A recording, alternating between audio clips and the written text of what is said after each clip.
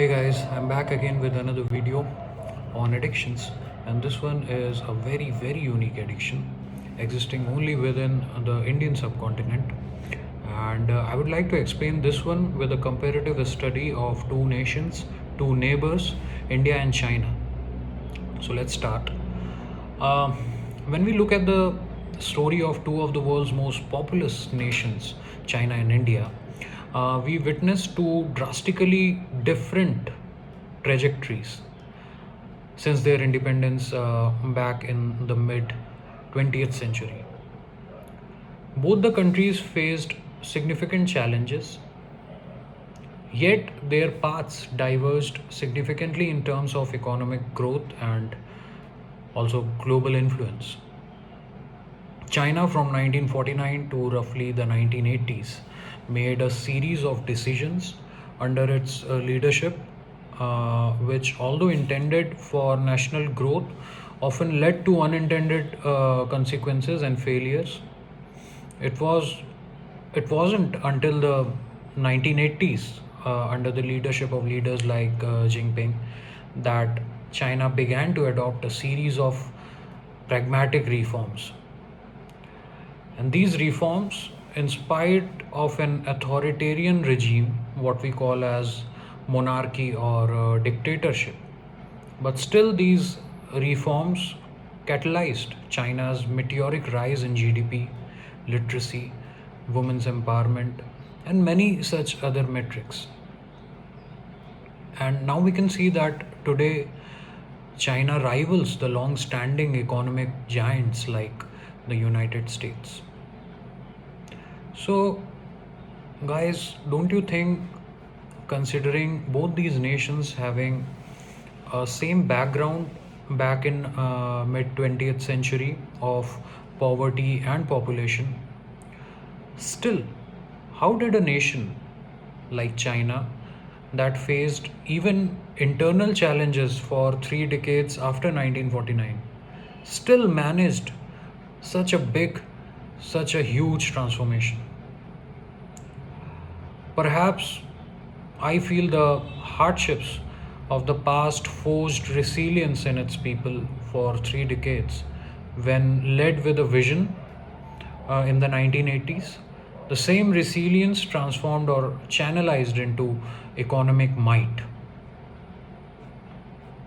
which wasn't the case in India because it is completely a different story. It is completely a different environment here in India. We are a democracy.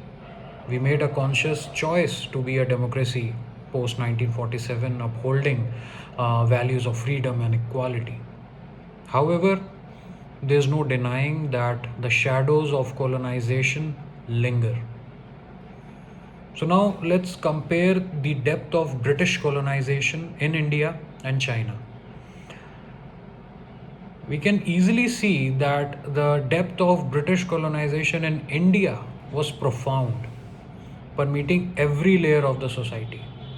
And this particular thing created a unique challenge for India, where the scars of colonization run deep in nation's psyche.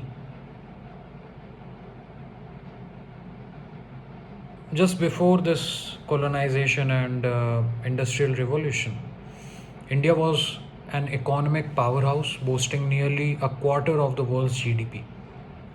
Same was China. Together, India and China were boasting around 50% of world's GDP from here in the east. Yet in India, political disunity and the allure of foreign trade weakened its governance, opening the door of colonization. And the exploitation under the British regime changed the trajectory, the complete trajectory of a nation bursting with potential, bursting with huge potential. But still, and now again, this wasn't the case with China. There are big stories of atrocities of colonization throughout the world, and so was there with China, but not at the level of subconsciousness that I'm talking about for here with the case of India. But today, India's growth is evident, but the pace is not on par with China. The reasons are multifaceted, but they root back to the weight of colonization, and a subconscious is still influenced by the past. It's essential to recognize that India's challenges are not merely economic or political, but deeply psychological. So, this story of China and India is a testament to the resilience of nations and the pivotal role of leadership here.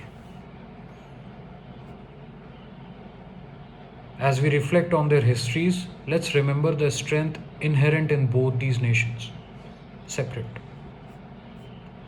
While comparisons are inevitable, each nation has its unique journey, challenges, and strengths. But as we look to the future, it's imperative for India to remember its rich past before colonization. Basically, it's time for India to decolonize itself. Things that are defining decolonization or colonization are highly subjective and cannot be explained. Something that has penetrated to your nature, to your subconsciousness, to your sanskar cannot be explained in words, basically.